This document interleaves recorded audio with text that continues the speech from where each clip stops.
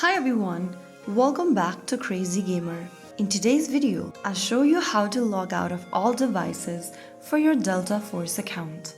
This video will be helpful to you if your account is logged in on multiple consoles, PCs or mobile devices and you want to secure it. First of all, launch open Delta Force application on your device.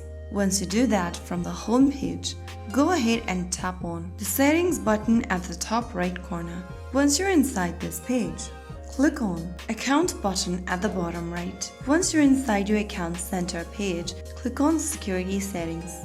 You will see log out of all devices option under security settings. Tap on it and click on confirm. All of the devices you're logged in with Delta Force will be logged out except on this current device. After clicking on confirm, you'll be logged out of everywhere else. So that's how it's easily done. You can now follow that up by changing your password and enabling multi-factor authentication to bolster security. If you found the video helpful, don't forget to like, share and subscribe to the channel.